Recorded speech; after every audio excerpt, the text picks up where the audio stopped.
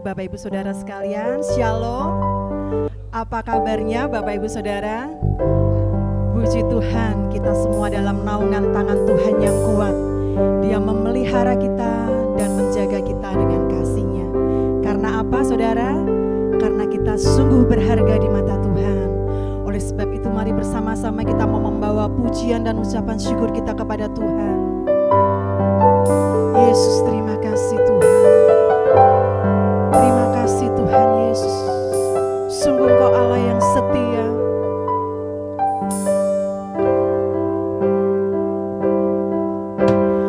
Pujian dan syukurku ku bawa padamu dengan segenap hati. Ku persembahkan. Amin. Sadar bila ku ada, semua karena anugerah, bukan karena kekuatanku.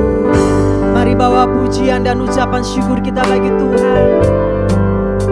Oh, pujian dan syukurku ku bawa padamu dengan segenap hati.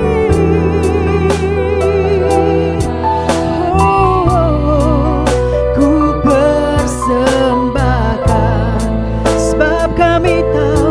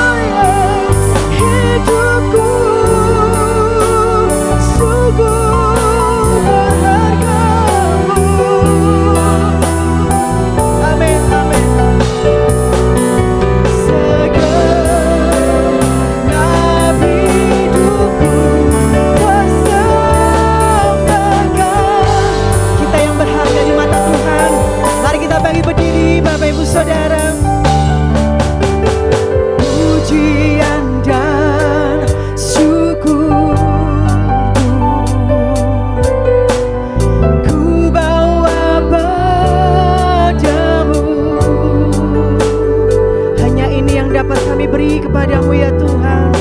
Segala pujian dan ucapan syukur kami hanya Engkau yang layak menerimanya ya Yesus. Terima kasih Tuhan. Terima kasih ya Yesus.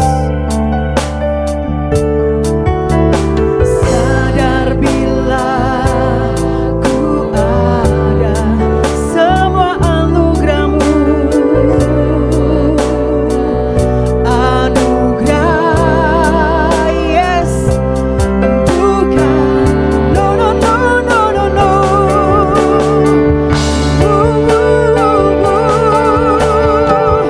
Hidup kami menyembah-Mu Tuhan, ku tahu hidupku bukanlah penyembahan.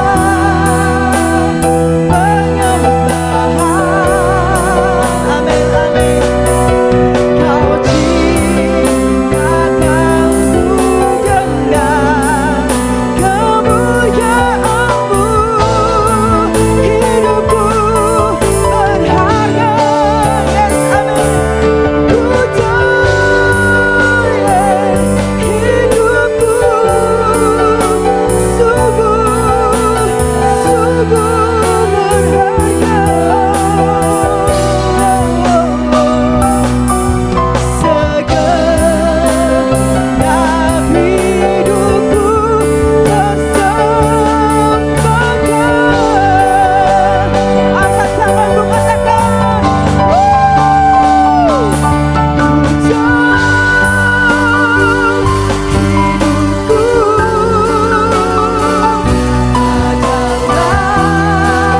adalah penyembahan.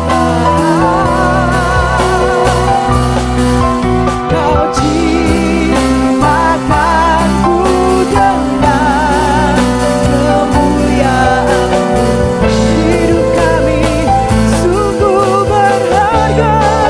Amin. Dan ku tahu hidupku sungguh berharga. Amin, amin. Segenap hidupku persembahkan. Segenap hidupku persembahkan.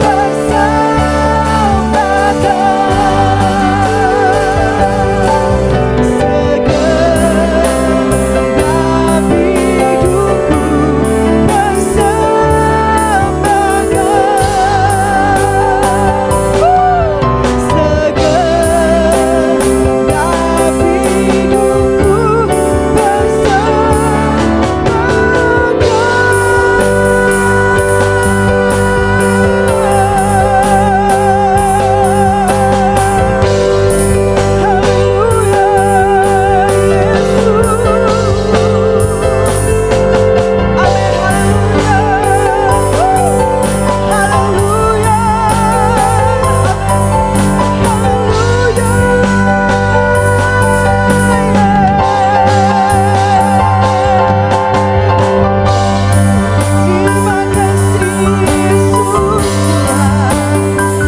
hidupku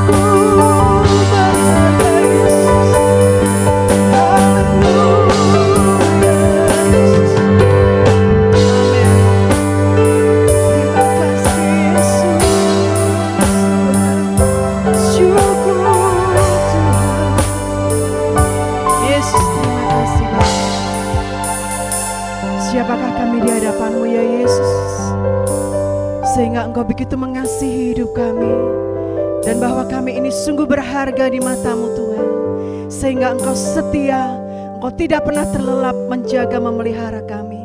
Terima kasih Bapa, kami rindu menaikkan ucapan syukur kami bagi-Mu Tuhan. Engkau baik, terima kasih Bapa, Engkau memberkati ibadah kami pagi hari ini. Kami pulang, kami dimerdekakan karena kami berjumpa dengan Engkau secara pribadi.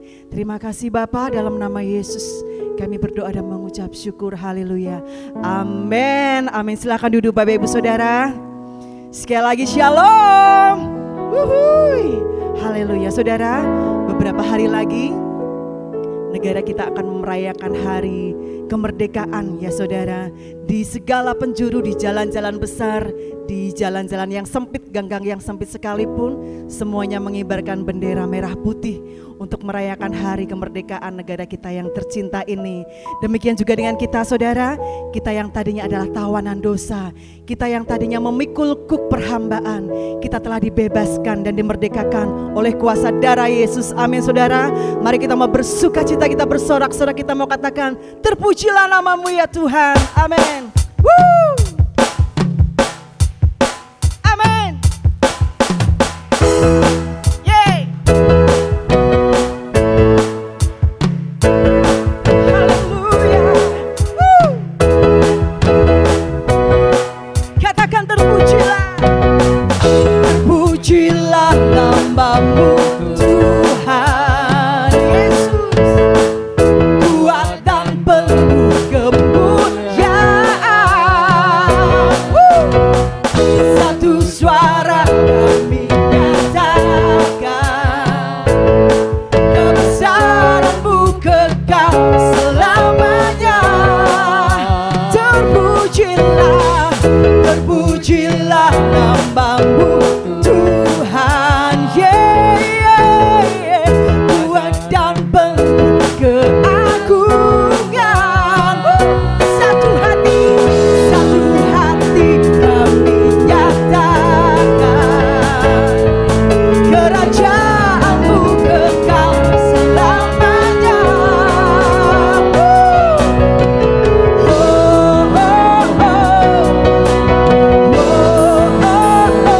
Engkaulah Raja atas dunia, yang menghancurkan musuh dan membebaskan jiwa. Kami bersorak, bertepuk tangan. Engkau Tuhan percaya dan meminta untuk selamanya.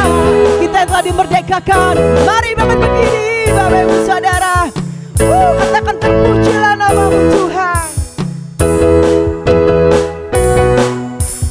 Sama-sama katakan terpujilah namamu Tuhan, yes. Kuat dan penuh kemuliaan. Satu suara kami nyatakan, kebesaran-Mu tetap selamanya. Terpujilah, terpujilah namamu Tuhan. Wow.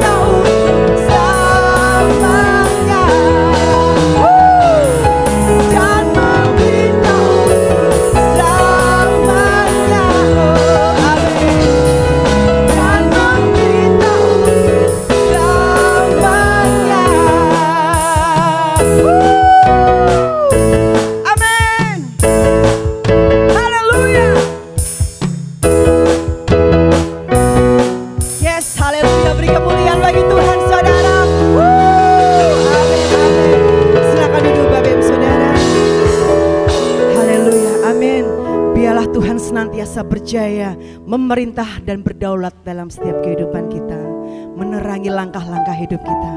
Karena kita tidak bisa jalan sendiri tanpa Tuhan, saudara. Kita perlu tangannya menggandeng erat tangan kita. Karena tanpa Tuhan, kita gak ngerti apa-apa, kita gak bisa apa-apa, kita gak punya apa-apa.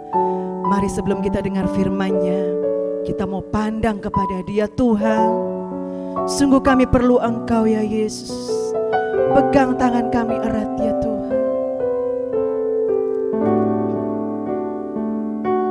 Yesus, terima kasih. Bukan dengan kekuatanku ku dapat jalani hidupku tanpa Tuhan yang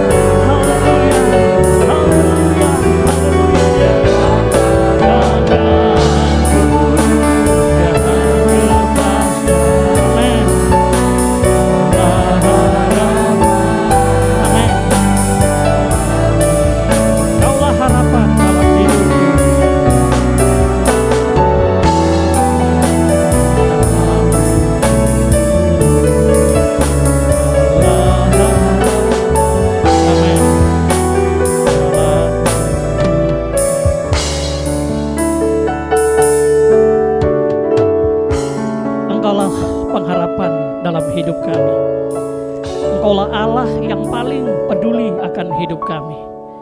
Engkaulah Allah yang paling mengerti akan langkah-langkah hidup kami. Biarlah pertolongan kami hanya datang daripadamu saja. Biarlah pertolongan kami rasakan hanya karena anugerah Tuhan bagi kami.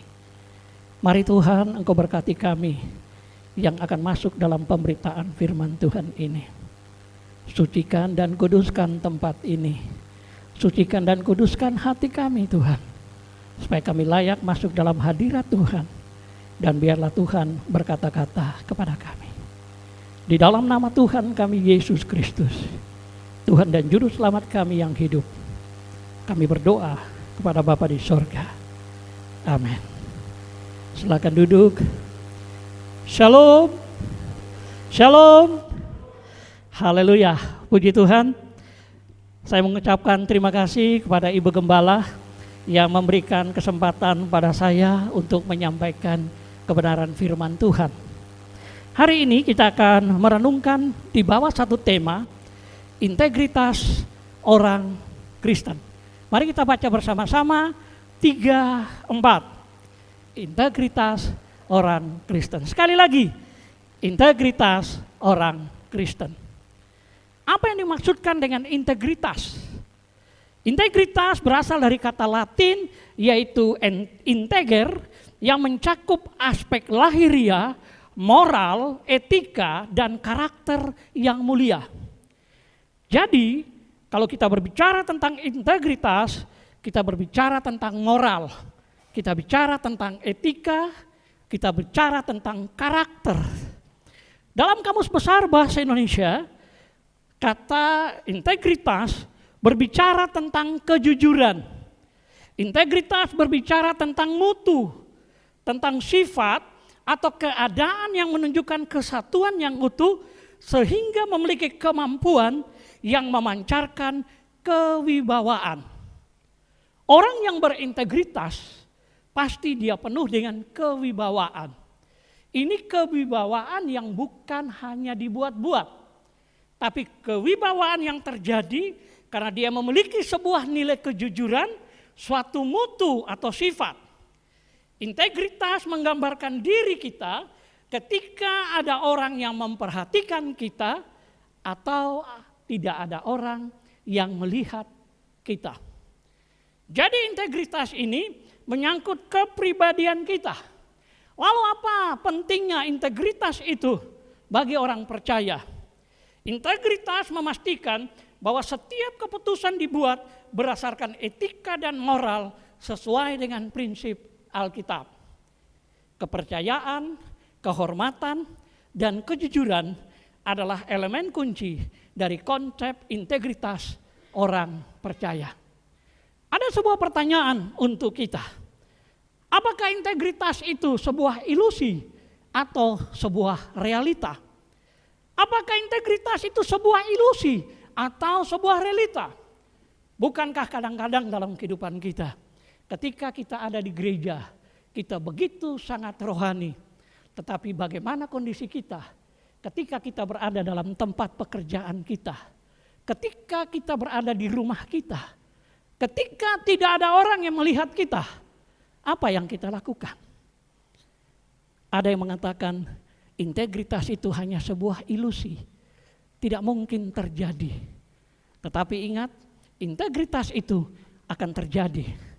Kisah hidup Yusuf anak Yakub menunjukkan bahwa integritas orang percaya adalah sebuah realita dan bukan ilusi. Bapak Ibu, hari ini kita akan merenungkan kebenaran firman Tuhan tentang tema integritas orang percaya. Kita akan belajar dari biografi Yusuf anak Yakub. Jadi kita akan hari ini fokus kepada tokoh ini, ya. Kita akan belajar integritas itu dari seorang pribadi yang luar biasa. Nah, kalau kita belajar tentang kisah Yusuf ini, kita melihat bahwa kehidupan Yusuf ini dicatat dalam kitab Kejadian pasal 37 ayat 2 sampai 50 ayat 26. Yusuf adalah anak emas dari Rahel. Yusuf lahir di masa tua Yakub atau orang tuanya. Yakub sangat mengasihi Yusuf, lebih dari saudara-saudaranya yang lain. Sehingga dia membuat atau memberikan pada Yusuf sebuah jubah yang dikenal dengan jubah maha indah. Nah, kalau kita belajar kebenaran firman Tuhan ini, kita melihat bahwa integritas Yusuf diilustrasikan melalui jubah yang dipakainya.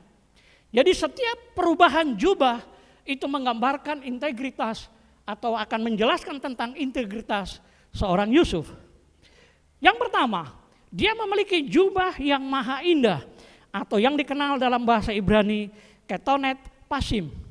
Artinya baju yang berwarna-warni, baju yang sangat menarik perhatian. Apa yang terjadi ketika Yusuf diperlakukan oleh orang tuanya, dimanja oleh orang tuanya, diperlakukan istimewa kepada orang tuanya?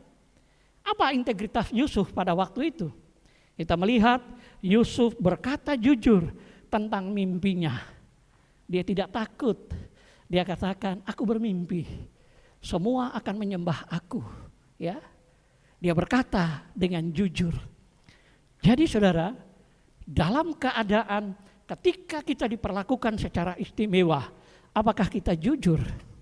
Yang kedua, dia menghormati orang tuanya. Alkitab berkata, Yusuf disuruh oleh papanya, yuk nak, ayo bawa makanan ke tempat saudara-saudaramu. Ya, iya pak, aku lakukan. Walaupun dia sebenarnya anak manja, dia tidak boleh berpanas-panas. Tapi apa yang dilakukan Yusuf Bapak Ibu? Yusuf menghormati dan taat kepada orang tua. Apapun keberadaan kita sampai saat ini, semua karena orang tua.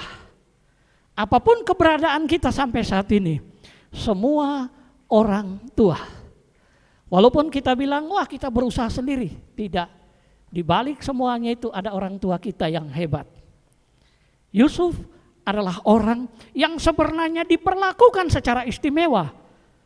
Tetapi dia tetap menghormati orang tuanya.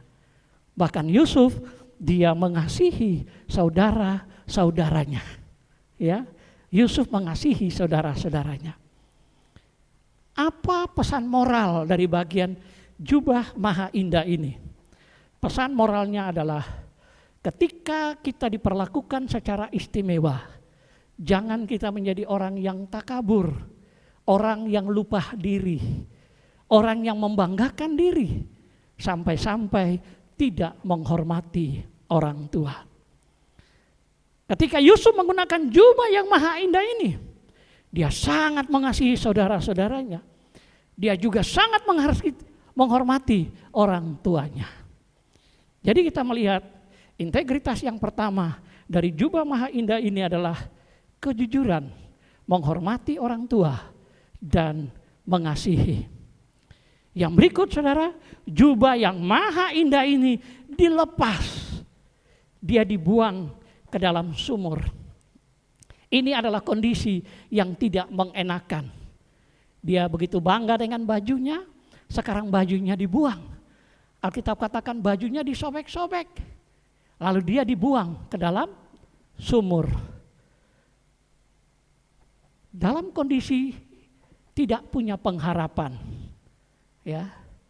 Saya percaya Yusuf kalau pada waktu itu tahu lagu ini, kupandang wajahmu dan berseru, pertolonganmu hanya datang daripadamu. Siapa yang mau menolong dia? Kakak yang mengasihinya pun mengizinkan dia untuk dimasukkan ke dalam sumur. Tetapi saudara, kita melihat jubah yang maha indah ini dan dilepaskan ini. Dan kondisi ketika dia ada di dalam kubur yang sangat gelap, sangat pengap, sangat tidak menyenangkan ini. Dia tetap teguh, dia tetap kuat, dia tetap berada dalam satu kondisi yang kuat, yang teguh di tengah-tengah tekanan. Apakah Yusuf menangis? Alkitab tidak menceritakan itu. Tapi Alkitab katakan semua proses itu berjalan sebagaimana mestinya. Ada perasaan yang campur aduk, tapi Yusuf tetap percaya akan janji-janji Allah. Karena pemahaman yang benar inilah Yusuf mau mengalami proses yang Allah izinkan. Dia dipermalukan dalam kondisi yang terpuruk, dia tetap yakin, ya. Kalau kita belajar atau kita baca bagian ayat firman Tuhan, kita lihat bahwa Yusuf, ya, pada waktu itu ya dia hanya diam saja, manut saja. Ada penafsir yang mengatakan kenapa dia hanya diam saja? Karena waktu itu pikirannya kosong, kebanggaannya sedang dihancurkan di depan matanya. Ya, tidak ada yang bisa menolong. Kakak-kakaknya setuju untuk membuang dia. Dan di dalam di dalam sumur itu, Yusuf pasti tetap berharap. Mungkin saja dia nyanyikan pujian ini. Pertolongan itu hanyalah datang dari Tuhan. Kupandang wajahmu. Dalam kondisi yang tidak mengenakan ini, kita belajar. Apakah kita tetap berharap kepada Tuhan? Atau kita menyalahkan kondisi kita? Yusuf memiliki integritas yang luar biasa. Dia tetap teguh, dia tetap diam. Dia tetap menghalami proses yang Allah izinkan. Ingat, yang penting dalam kehidupan kita adalah kehadiran Allah dalam hidup kita. Ya, kehadiran Allah dalam hidup kita itu penting sekali. Walaupun kita sedang bahagia, kehadiran Allah itu membuat kita bahagia. Ketika kita sedih, kehadiran Allah itu membuat kita apa? Punya pengharapan. Jadi Bapak Ibu, yang terpenting dalam hidup kita adalah apa? Allah hadir dalam hidup kita. Allah turut bekerja dalam hidup kita. Tidak ada pengharapan. Ya, anak yang manja Bapak Ibu diperlakukan dengan tidak menyenangkan. Nah, jubah yang tadinya dikoyak-koyak dengan pakaian yang kosong ini tiba-tiba berubah menjadi jubah seorang pelayan. Ya, dia memiliki jubah seorang pelayan.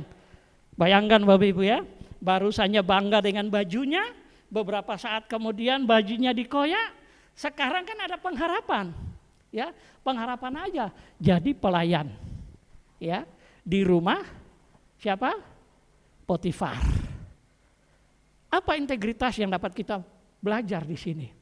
Yang pertama, kita dapat belajar di sini bahwa penyertaan Allah menuntut etos kerja yang benar. Alkitab katakan apa saja yang diperbuat Yusuf semua berhasil Bapak Ibu. Ya, dia mengatur semuanya. Allah menyertai dia dibuat berhasil. Kenapa dia dibuat berhasil? Karena dia memiliki etos kerja yang baik. Orang yang tidak memiliki etos kerja yang baik, masa depannya akan suram. Etos kerja yang baik itu dibutuhkan. Supaya apa? Kita dapat melihat bukti-bukti pemeliharaan Allah dalam hidup kita. Penyertaan Tuhan menuntut etos kerja yang benar Bapak Ibu ya. Alkitab katakan apa saja yang dibuat berhasil. Allah menyertai. Ingat, Allah menyertai kita. E.W. Tozer dalam bukunya Mengenali Yang Maha Kudus berkata begini. Hal yang tersulit dalam kekristenan adalah menyadari bahwa Allah itu beserta kita. Itu hal yang tersulit Bapak Ibu. Ya, kadang-kadang kita begitu lupa. Sehingga ketika satu masalah dapat menimpa kita jadi pikiran, kita jadi migrain, kita jadi sakit dan lain sebagainya. Kenapa? Karena semuanya ingin kita pikul, ingin kita hadapi sendiri saudara. Kita lupa bahwa Allah itu sedang menyertai kita. Ingat, Allah menyertai kita dalam dunia pekerjaan kita. Tetapi etos kerja itu dibutuhkan dari kita sebagai respon kita terhadap pemberian Allah. Etos kerja ini dibutuhkan semua kita tanpa terkecuali. Dalam pelayanan, kita sebagai pemain musik, kita sebagai pelayan penerima tamu, semuanya etos kerja itu ada. Jangan sampai tugasnya jam 9, datangnya 9:15. Itu etos kerjanya enggak bagus. Disuruh doa dulu, enggak dilakukan. Seenaknya itu bukan etos pelayanan yang bagus Bapak Ibu. Ya, Yusuf melakukan etos kerja yang bagus. Sehingga dikatakan Allah menyertai dia. Ingat, Allah senantiasa menyertai orang-orang yang tahu bahwa Allah ada di sekelilingnya. Orang yang tahu Allah ada di sekelilingnya, dia pasti menghormati Allah. Dalam bertindak, dalam berbuat, dia berhati-hati. Yang kedua, menolak ajakan berselingkuh dengan istri Potifar. Sekarang lagi heboh. Hampir semua televisi nyinggungnya demikian ya. Lihat di TikTok, wah seru. Saya mau katakan begini Bapak Ibu. Perselingkuhan akan menghancurkan karir seseorang. Perselingkuhan akan membuat rumah tangga seseorang hancur. Ekonomi seseorang hancur. Perselingkuhan adalah sesuatu yang sangat dibenci Allah. Tahun lalu saya diundang ke Jakarta. Saya tinggal di rumah Dirjen Imigrasi kurang lebih 2 minggu. Kami ada di sana karena mengurus masalah yang seperti begini. Mantunya, wah susahnya minta ampun. Ilmunya luar biasa. Ya, sampai tidak sadar diri. Istrinya barusan melahirkan gak sadar, saudara. Ketika kami melayani 2 minggu kami ada di sana, kami bertemu dengan orang tua perempuan itu dan coba menyadarkan semuanya. Puji Tuhan, Tuhan bisa menyelesaikan semuanya. Saya bilang perselingkuhan akan menghancurkan karirmu. Ya, kita lagi tren di TV ya. Itu pasti kasus perselingkuhan. Nggak mungkin lah begitu. Sehingga saya baca di TikTok itu sangat menarik. Perempuan selingkuh laki-laki selingkuh sudah biasa. Perempuan selingkuh luar biasa. Lah piye? Ya yang penting selingkuh itu tidak diizinkan Allah. Apapun bentuknya. Tuhan paling tidak senang dengan orang yang berselingkuh. Kenapa? Karena rumah tangga seorang Kristen itu diberkati di depan altar Tuhan. Di depan Allah dan manusia. Iya kan? Jadi saudara, sebenarnya ada peluang, ada kesempatan. Ya, bisa saja Yusuf melakukan itu. Supaya apa? Jabatannya terangkat. Yusuf bisa melakukan itu supaya dia dapat hadiah-hadiah. Yusuf melakukan itu supaya dia diperlakukan istimewa oleh istri Potifar. Segala kemungkinan-kemungkinan di depan dikatakan Yusuf tidak. Dia katakan tidak pada perselingkuhan. Saya percaya bapak-bapak dan ibu-ibu di sini pun demikian. Amin. Katakan tidak pada perselingkuhan. Jangan sekali-sekali Bapak Ibu. Yusuf memiliki integritas yang luar biasa. Walaupun ada kesempatan, walaupun ada peluang. Tapi apa yang terjadi saudara? Dia mengalami hal demikian. Dia teguh, tetapi dia difitnah. Sudah benar, sudah baik, difitnah. Ada yang mengatakan begini, fitnah lebih kejam dari apa? Pembunuhan. Ya kan? Fitnah lebih kejam dari pembunuhan. Dan fitnah itu adalah perbuatan yang membuat kita bangga sesaat, tapi akan menyesal kemudian. Karena semuanya pasti akan terbukti. Kebenaran tetaplah kebenaran. Walaupun saat ini kebenaran itu dipersalahkan, tapi besok kebenaran akan timbul dengan cemerlangnya. Bapak Ibu, dia tetap teguh di tengah fitnah. Dia diperlakukan. Dan apa yang terjadi? Dia yang tadinya baru pakai jubah seorang pelayan, tiba-tiba dia menggunakan jubah seorang yang ada di dalam penjara. Jubah kebanggaannya hilang Bapak Ibu. Pakaian bajunya yang bagus, sekarang dicopot. Menggunakan pakaian apa? Pakaian seorang tahanan, ya. Tapi apa yang terjadi saudara? Yusuf tidak mengeluh dan tidak menyalahkan keadaan. Kejujuran adalah pintu pertama menuju penyertaan Allah. Walaupun dia dilupakan saudara, dia dilupakan oleh sahabatnya, tetapi dia tidak dilupakan oleh Allah. Perhatikan jubah seorang narapidana. Kemarin hari Rabu saya melayani di penjara. Ketemu dengan teman-teman yang lalu, ya. Saya ketemu dengan seorang bapak yang dulu ikut terlibat dalam pembunuhan sebuah keluarga, anggota jemaatnya Om Pendeta Subekti. Ya, kami ada di penjara, kami bersama-sama dengan dia. Orangnya agak kurus sekarang, tapi dia kenal saya. Untungnya pendeta kalau hitam Bapak Ibu ya, selalu dikenal, diingat. Jadi begitu kami datang hari Rabu itu, dia sambut. Saya bilang, gimana Om? Sudah betah di sini? Lebih enak tetap di luar. Ya. Lalu saya tanya lagi sama yang lain, kenapa kau ikut persekutuan? Di dalam sel terus malas Om, bosan. Enak datang ke kapel, bisa doa bareng, bisa ketemu bareng. Ya, saya ketemu dengan salah seorang saudara, seorang om-om yang sudah tua, 74 tahun. Dia saudara daripada yang punya Hartono Mall di Solo. Ya, dia cerita kesaksian bagaimana dia diperlakukan dengan fitnah dan luar biasa. Akhirnya harus penjara 20 tahun. Ya, karena masalah bisnis dan lain sebagainya. Lalu saya tanya sama dia, Om betah nggak di sini? Enggak, enaknya di luar, kepinginnya lompat aja. Kenapa? Karena penjara itu tidak menyenangkan.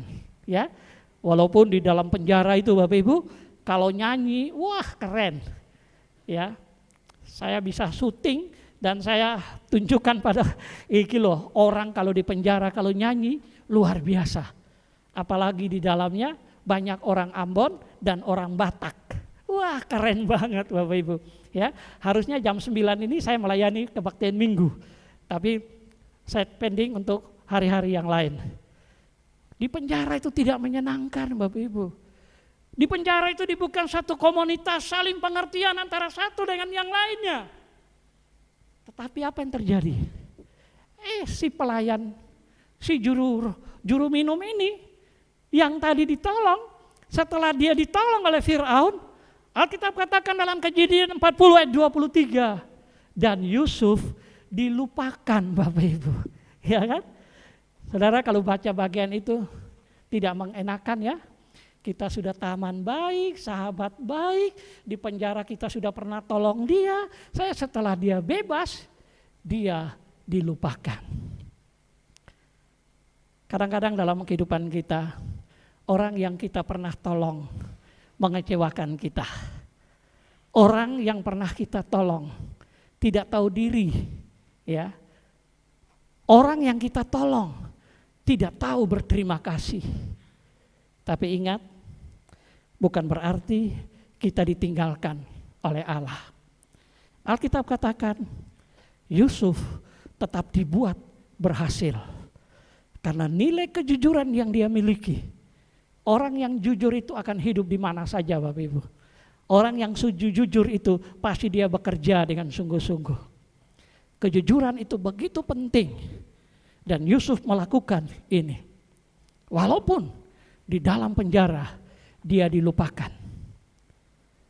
Apa pesan moral untuk kita Bapak Ibu? Kadang-kadang kita sudah berbuat baik kepada orang-orang di sekeliling kita. Tapi kita pun kadang-kadang tidak dihargai. Tetapi ingat, Tuhan tetap menghargai kita. Teruslah berbuat baik.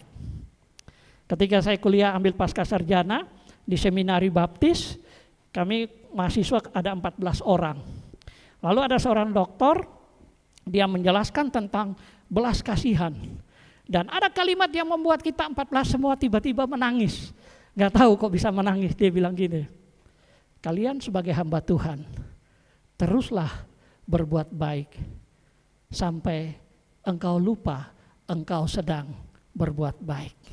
Dia mengulang kalimat ini berkali-kali. Dan saya pikir itu kalimat yang sangat menarik. Teruslah berbuat baik sampai orang atau kamu sendiri lupa bahwa kamu sedang berbuat baik.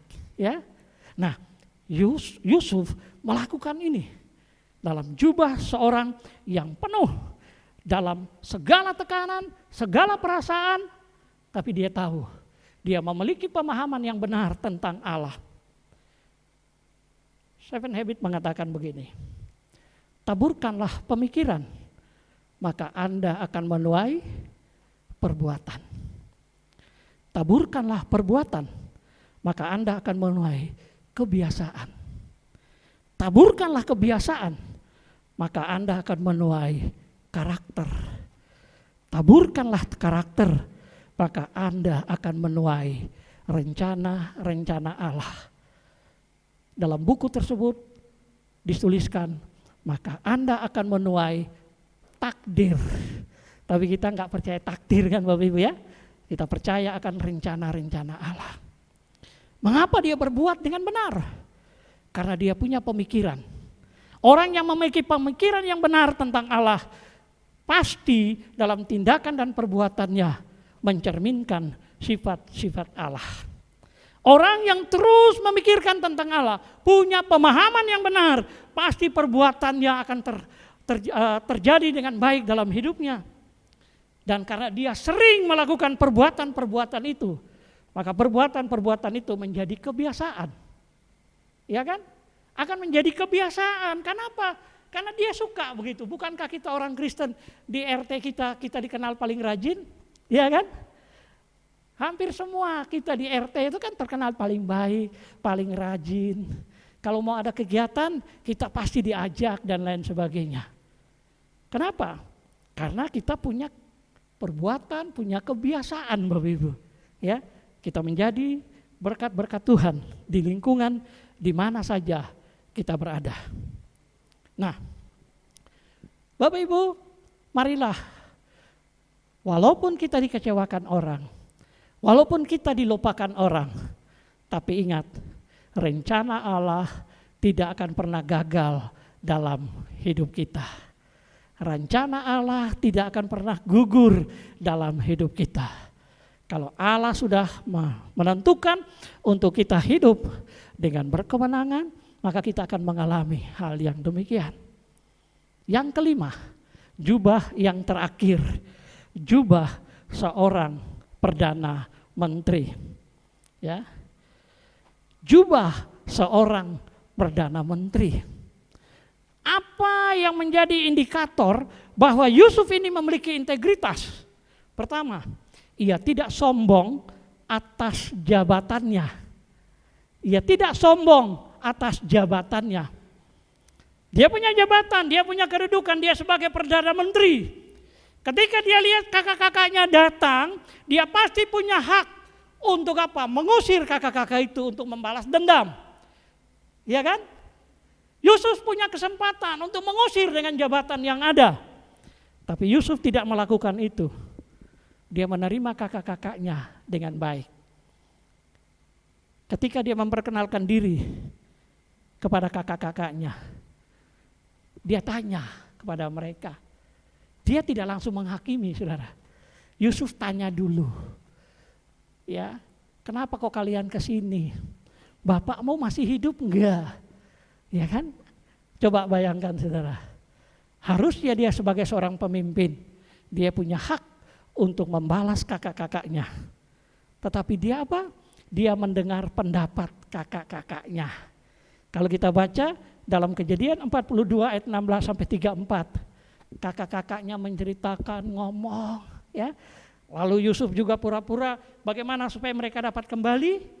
Di salah satu keledai, saudara-saudara itu diberikan sesuatu yang nantinya mereka akan dikejar kembali untuk balik, saudara. Tapi akhirnya Yusuf tidak tahan. Ya, Yusuf tidak tahan dengan kondisi itu. Lalu Yusuf memperkenalkan diri. Ketika Yusuf memperkenalkan diri, dia jujur dan dia mengampuni saudara-saudaranya. Dia jujur untuk mengasihi, dia jujur untuk mengampuni. Ya, Yusuf menjadi orang yang sangat luar biasa. Dia mengampuni saudara-saudaranya. Dia bilang begini, kalian telah mereka-rekakan yang jahat kepadaku, tapi Tuhan tetap mereka-rekakan yang baik terhadap aku. Kalian boleh saja jahat kepada aku, tapi aku diutus ke sini untuk menyelamatkan sebuah bangsa yang besar. Kenapa Yusuf memiliki pemahaman yang begitu hebat? Karena dia mengenal Tuhan dengan baik. Karena sikap dan tingkah lakunya itu begitu baik. Dia jujur, dia mengampuni. Ya, mengampuni itu adalah pekerjaan yang paling tidak menyenangkan. Alkitab katakan, jika pipi kirimu ditampar, maka berikan pipi kanan. Apa artinya mengampuni? Dalam konteks orang Israel, orang Yahudi, mengampuni itu begini. Saya tempeleng dia, lalu dia akan balas tempeleng saya. Itu namanya mengampuni. Konsep membalas mata ganti mata, gigi ganti gigi, inti diubah oleh Tuhan Yesus dengan kasih. Dia katakan gini, jika pipi kirimu ditampar, berikan pipi kananmu. Kan begitu ya? Tuhan merubah konsep ini. Itulah pengampunan. Jadi Bapak Ibu, pengampunan itu adalah kita menempatkan diri kepada bagian hak orang lain itu. Hak itulah yang kita persembahkan. Hak itu untuk dia membalas kita, itu yang dia ambil, kita ambil saudara. Jadi kita tidak membalas kejahatan dengan kejahatan. Walaupun dalam tradisi orang Ibrani itu dibenarkan, ya kan? Mata ganti mata, gigi ganti gigi. Tapi tidak, mengampuni adalah memberikan hak kita kepada orang lain di mana orang itu harus melakukan. Kita mengambil hak itu. Yang berikut, dia terus mengandalkan Tuhan. Dia terus mengandalkan Tuhan. Kita lihat bahwa Yusuf ketika dia mengerjakan segala sesuatu, dia terus mengandalkan Tuhan. Ketika Yusuf sudah tua, saudara-saudaranya ketakutan. Saudara-saudaranya berpikir, lah iki piye? Sebentar lagi Yusuf mati. Siapa yang akan memberi makan pada kami? Siapa yang akan menolong kepada kami? Yusuf katakan begini, bukan aku yang memelihara kalian, bukan aku yang memberi makan pada kalian, tapi Allah Israel, Allah yang disembah, Allah yang penguasa langit dan bumi itulah, dialah yang akan memelihara hidupmu. Jadi kita melihat dia terus mengandalkan Tuhan. Ya. Dia tahu Bapak Ibu, Tuhan kalau terjadi dalam hidup kita semua karena Tuhan. Ya. Semua karena Tuhan. Ada lagu katakan gini, apapun yang terjadi di dalam hidupku selalu ku berkata apa? Tuhan Yesus baik. Ya. Tuhan Yesus begitu baik dalam hidup kita. Ketika kita jatuh tidak sampai tergeletak, ya, dia terus menopang kehidupan kita. Kalau kita ada sampai tanggal 14 Agustus 2022 ini, semua karena anugerah Tuhan. Yusuf mengandalkan Tuhan. Dia tahu bukan dia sebagai Perdana Menteri, tetapi Tuhan yang memelihara hidup mereka. Apa pesan moral untuk kita?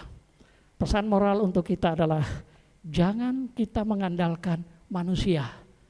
Karena apa yang dialami oleh manusia semuanya ada masanya. Semuanya ada waktunya. Kalau kita mengandalkan orang tua juga akan meninggal. Kalau kita mengandalkan deposito kita pun bisa jadi hilang Bapak Ibu ya. Banyak orang uangnya bisa hilang. Mari kita mengandalkan Tuhan dalam hidup kita. Jangan andalkan manusia. Ya. Saudara, saya pernah dijanjikan oleh seorang Pak Dance, kan dia sakit di Telogorejo. Kami doakan, Pak, nanti kalau saya sudah sembuh, nanti bulan Oktober kita akan keliling Eropa. Dari perusahaan saya dapat 2 tiket Pak untuk keliling. Kalau bisa Pak Dance buat paspor. Wah, Besoknya saya ke imigrasi buat paspor. Keren kan? Pikir-pikir mau keliling Eropa. Sampai sekarang paspor saya masih 0 Bapak Ibu. Orang yang janji itu kalau ketemu saya menghindar terus. Dalam hati saya, kowe mengecewakan ya. Besok pasti ada orang yang mengecewakanmu juga. Saya punya paspor, saudara. Istri saya bilang, sudahlah kamu ke Timur Leste, kunjungi adikmu, biar paspormu tertulislah, ada stempel yang lain Bapak Ibu. Ya, jadi jangan mengandalkan manusia. Janji-janji manusia itu semua tinggal janji. Ya, manusia bisa mengecewakan kita. Oh, suami istri aja bisa mengecewakan. Ya. Janji, cerai juga, pisah juga Bapak Ibu. Ya, janji-janji manusia semuanya akan mengecewakan. Yusuf katakan, Tuhanlah yang akan memelihara hidup kalian. Tuhanlah yang akan memberi makan kalian. Ya, Tuhanlah yang akan menolong kalian. Tuhan yang akan menopang kehidupan kalian. Tuhanlah yang akan menuntun langkah-langkah hidup kalian. Yang berikut, dia bertanggung jawab. Bukan hanya dia bertanggung jawab kepada bangsa Israel yang besar, tapi juga dia bertanggung jawab kepada keluarganya. Bapak Ibu, kalau Bapak Ibu sudah berhasil, jangan lupa tanggung jawab orang tuamu. Hargailah orang tuamu, ya. Kenapa? Kalau orang tua kita sudah meninggal, kita ditanam di kedung mundu, lalu kita datang di kuburan, kita ngomong-ngomong di kuburan. Gak mungkin mama kita nyaut dari dalam kubur. Tetapi selagi orang tuamu masih hidup, hargailah orang tuamu. Bertanggung jawablah kepada keluargamu. Ya. Alkitab katakan dalam Kejadian 50 ayat 19 sampai 26, Yusuf bertanggung jawab atas semuanya. Bertanggung jawab terhadap bangsa Israel, tapi dia juga bertanggung jawab terhadap keluarga. Bapak Ibu dan saya, kita bisa punya tanggung jawab di luar sana hebat, tapi apakah tanggung jawab kita kepada anak-anak kita? Ya kan? Tanggung jawab kita kepada anak-anak kita itu penting. Kita dihargai di mana-mana, tapi marilah anak-anak kita juga kita perlakukan dengan baik. Ya, jangan kelihatan kita hebat di luar, tetapi di dalamnya rapuh Bapak Ibu. Ya, kemarin ketika saya pelayanan di Pemuda, saya senang dengan gaya Pemuda. Ketika mereka suruh khotbahnya, khotbahnya tentang 180 derajat, kan istilah gaul kan gitu ya. Artinya bertobat. Jadi 180 derajat itu berubah bertobat. Khotbahnya 20 menit. Wah, akhirnya saya kejar 20 menit, tapi enggak apa-apa. Habis itu mereka game Bapak Ibu. Dan saya lihat, wah sukacita mereka luar biasa. Ketika lari karung, anak saya ini kan tinggi Bapak Ibu. Ya, karungnya pendek. Dia jalan sambil tunduk, akhirnya dia jatuh gulung-gulung. Aku ketawa luar biasa. Pikir saya puas banget ketawa waktu itu, saudara. Ya, waktu mereka main kelereng juga, wah seru Bapak Ibu. Tapi di situ saya melihat anak-anak kita luar biasa. Saya bilang sama mereka, ayo anak remaja penuhi gereja melebihi WBI. Ya. Jangan sampai anak remaja kalah sama WBI. Kalau kaum pria sudah dikalahkan, ya kan? Sudah dikalahkan, sudah dilewati. Pemuda harus lebih hebat lagi. Ya, mereka bermain dengan sukacita. Ya, ketika diberikan kado, kadonya bukan untuk pribadi tapi dimakan bareng-bareng. Saya dalam hati saya, ikilah perayaan 17 Agustus yang berkualitas Bapak Ibu. Ya, ada yang masukkan kelereng pakai bola pingpong ya. Ada yang selentiknya lebih gede, cepat sekali. Wah, ada yang ketika dicoba bagus, tapi setelah pas eksekusi gagal. Wah, ketawa bareng saudara. Saya pikir itulah jiwa-jiwa kemerdekaan. Orang yang merdeka itu lepas ya. Mereka tertawa, mereka makan bersama-sama, mereka ceria. Kenapa? Karena mereka bebas, mereka merdeka. Nah besok tanggal 17 kita akan ibadah kemerdekaan. Kami mengundang semuanya, Bapak Ibu, yuk kita hadir. Ya, Tirakatan kan tanggal 16, kita kan tanggal 17. Kita hadir dengan pakaian adat. Ya. Anak saya bilang, "Pak, besok Papa pakai pakaian adat apa?" Saya bilang, "Saya akan pakai topi tinggi, panjang, lalu Pak saya bawa kelewang, bawa parang panjang." ya. Jadi saudara, mari kita bertanggung jawab. Bukan hanya bertanggung jawab untuk pekerjaan kita, tapi bertanggung jawab akan keluarga kita. Apa yang menjadi kesimpulan kita? Apa yang menjadi kesimpulan kita? Yang pertama, kemewahan bukan berarti harus sombong. Amin Bapak Ibu. Kemewahan jangan membuat kita sombong. Yusuf memberi teladan pada kita. Jangan kita sombong. Tidak mengeluh dan tidak menyalahkan Allah atas segala peristiwa negatif yang menimpa kita. Kalau ada sesuatu peristiwa menimpa dalam hidup kita, bertanyalah kepada Tuhan, apa maksud dan rencana Tuhan di balik semua peristiwa ini. Selalu berkata jujur dan memiliki karakter yang kuat. Sebagai pelayan-pelayan Tuhan, sebagai anak-anak Tuhan, mari kita berkata jujur dengan diri sendiri. Mari kita melayani Tuhan dengan kejujuran. Mari kita memiliki karakter yang kuat. Walaupun badai apapun juga, saya tetap setia melayani Tuhan. Jangan kita mendendam kepada orang yang mengecewakan kita. Mari dalam hidup kita tinggikan Allah kita, bukan kita tinggikan diri sendiri. Jangan mengingkari janji. Kalau kita sudah berjanji, mari kita menepati janji itu. Yang terakhir, mari kita bertanggung jawab dan menghormati orang lain. Biarlah melalui integritas orang percaya ini, kita diingatkan Tuhan, di manakah posisi kita, jubah apakah yang sedang menjadi atau kita pakai saat ini, apakah sedang ada di dalam sumur yang kosong, atau sedang berada di rumah Potifar, ataupun mungkin saat ini kita sedang berada di rumah orang tua kita dengan segala kemewahannya. Kiranya Tuhan memberkati kita semua.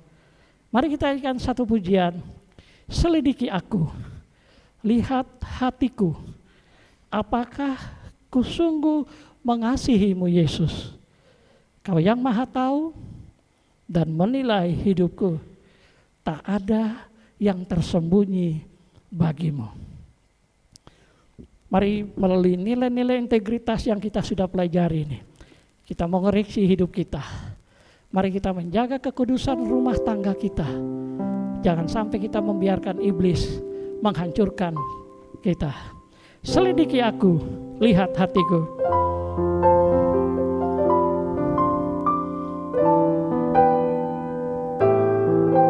Haleluya.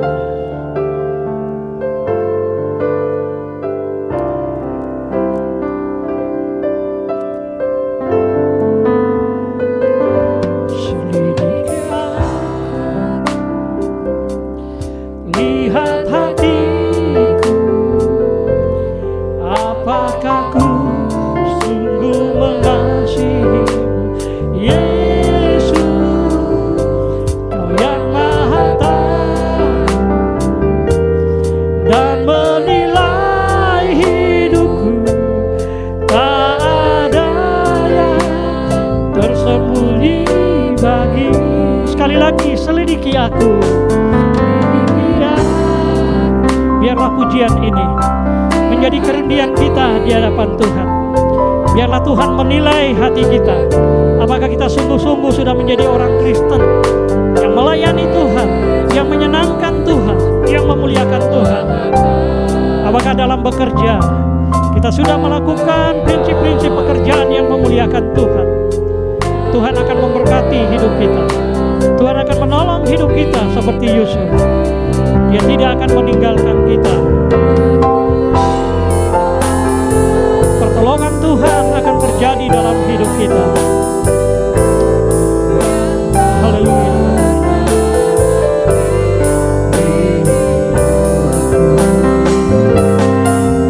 Berjuang sampai akhir.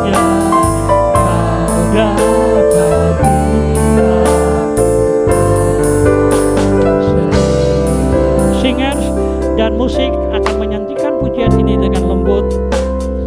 Mari Bapak Ibu kita selidiki hati kita. Dan biarkanlah Tuhan menilai hidup kita. Apakah kita sudah menjadi orang yang menyenangkan Tuhan? Apakah dalam melayani Tuhan kita sudah menyenangkan hati Tuhan? Biarlah melalui nilai-nilai integritas yang dilakukan oleh Yusuf ini, hidup kita diubah oleh Tuhan.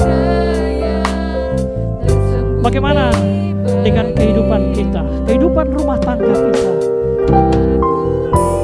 Biarkanlah Tuhan yang akan menilai hidup kita. Tuhan tahu isi hatimu, Tuhan tahu keberadaanmu, Tuhan tahu apa yang kita butuhkan dalam hidup kita. Haleluya. Haleluya.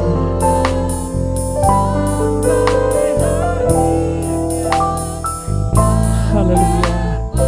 Mari kita bangkit berdiri bersama-sama. Selidiki aku, lihat hatiku.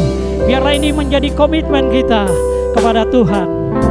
Haleluya, haleluya. Selidiki aku, lihat hatiku. Apakah ku sungguh mengasihimu, Yesus? Kau yang Maha Tahu dan menilai hidupku. Tak ada yang tersembunyi bagimu. Aku lihat kebaikanmu yang tak berhenti di hidupku.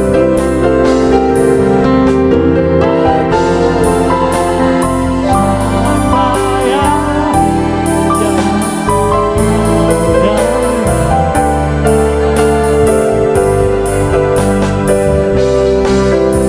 Biarlah kaum pria akan menyanyikan pujian ini dari awal, dan kaum perempuan, wanita akan berdoa kepada Tuhan. Biarlah Tuhan menyelidiki hati kita, Tuhan menyatakan kuasa-Nya dalam hidup kita. Haleluya. Amin.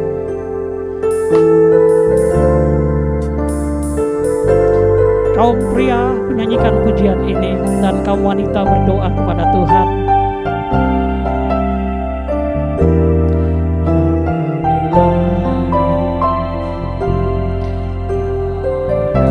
Haleluya. Kaum wanita berdoa kepada Tuhan. Biarlah Tuhan yang menilai hidupmu. Haleluya.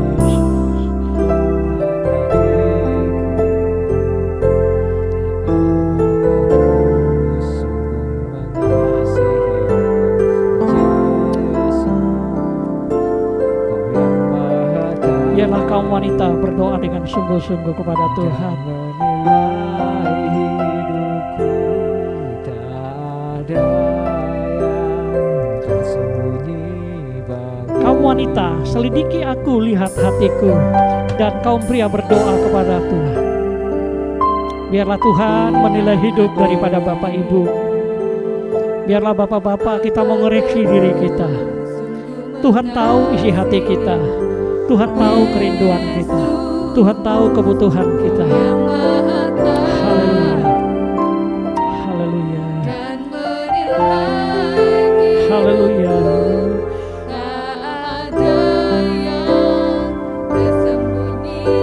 Sama-sama telah kulihat kebaikan-Mu.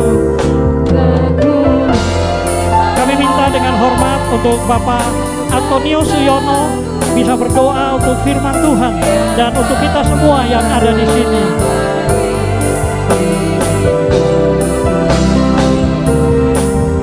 Berjuang sampai akhir zaman.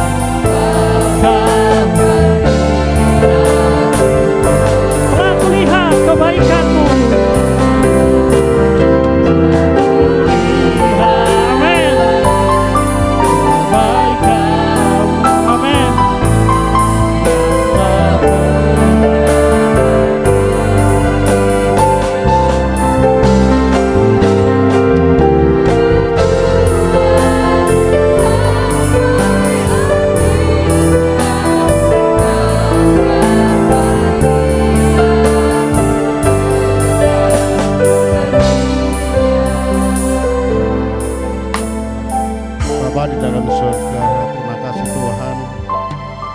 atas kebenaran firman-Mu yang sudah kami dengar di dalam hati kami, Tuhan. Kami mengerti, Tuhan, betapa sulitnya kehidupan kami untuk mempunyai sikap yang berintegritas tinggi. Tuhan, kami mau belajar, kami mau menyadari, dan kami mau sebagai anak-anak Tuhan mempunyai karakter ilahi yang dibentuk oleh Engkau sendiri, Tuhan.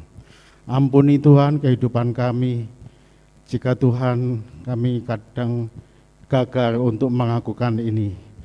Namun Engkau mengasihi Tuhan anak-anak-Mu yang mempunyai nilai yang tinggi, berintegritas tinggi. Dan kami percaya Tuhan, Engkau akan membentuk kehidupan kami masing-masing untuk memiliki itu, Tuhan.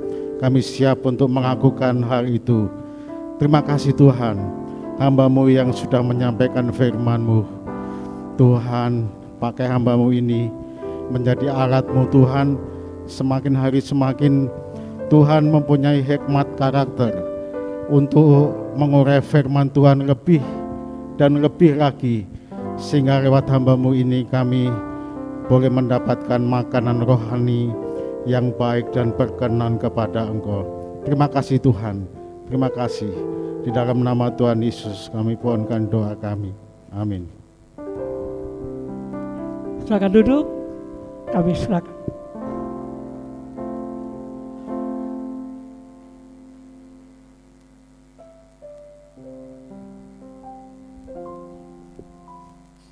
Selamat pagi Bapak Ibu dan Saudara yang dikasihi Tuhan. Semuanya diberkati Bapak Ibu. Amin ya. Puji Tuhan atas nama seluruh jemaat. Kami ucapkan terima kasih kepada Pendeta Madia, Bapak dan Jepandual yang sudah menjadi berkat bagi kami pada pagi hari ini. Tuhan memberkati Bapak, Ibu dan anak-anak. Terima kasih. Bapak Ibu, sebelum kita mendengarkan beberapa informasi, kita akan memberikan persembahan kita kepada Tuhan. Kepada yang bertugas, saya minta untuk mempersiapkan diri. Kita akan berdoa terlebih dahulu. Mari kita berdoa untuk persembahan kita. Bapa kami yang baik, kami berterima kasih karena Engkau memberkati kami dengan sangat limpah, tidak hanya secara rohani, tetapi juga secara jasmani, dan kami menikmati berkat-berkat-Mu yang limpah itu di dalam hidup kami. Pada pagi hari ini, kami anak-anak-Mu datang kepadamu membawa persembahan kami. Tuhan, kami berterima kasih karena Tuhan memberkati kami. Dan sekarang sebagai wujud syukur kami bawa persembahan ini untuk mempermuliakan nama Tuhan. Terima kasih Bapa, dalam nama Tuhan Yesus kami berdoa dan bersyukur. Amin. Kita naikkan pujian sambil kita berikan persembahan. Tiap langkahku.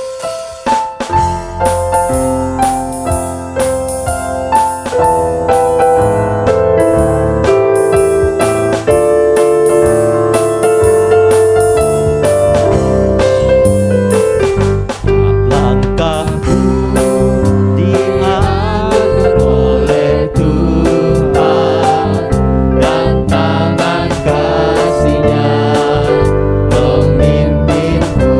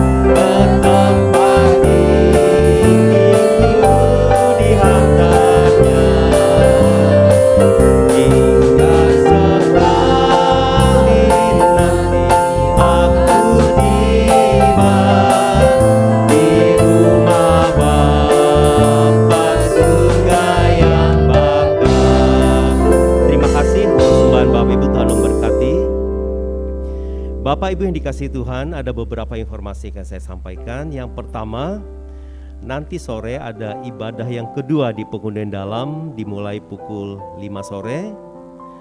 Yang kedua, tidak ada kebaktian WB Enika pada hari Senin besok. Dan yang ketiga, tidak ada kebaktian kaum pria pada hari Selasa. Sebenarnya jadwalnya itu ada, tapi diundur ke tanggal 23 Agustus, jadi minggu depan.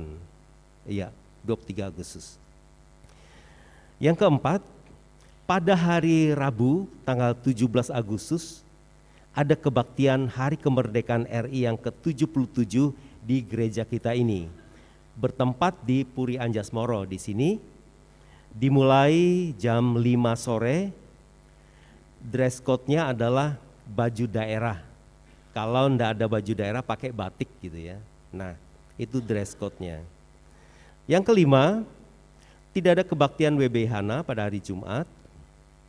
Dan pada hari Sabtu ada kebaktian Youth Nehemia dimulai pukul 5:30 sore dengan tema Following His Steps.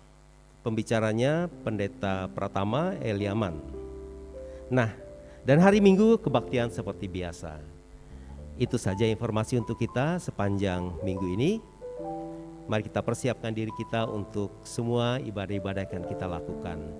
Bapak Ibu, kita akan akhiri ibadah kita. Nanti kalau ada informasi tambahan akan disampaikan oleh Ibu Gembala. Mari kita berdiri bersama. Kita akan akhiri ibadah kita. Naikkan pujian, Yesus Kau telah memulai.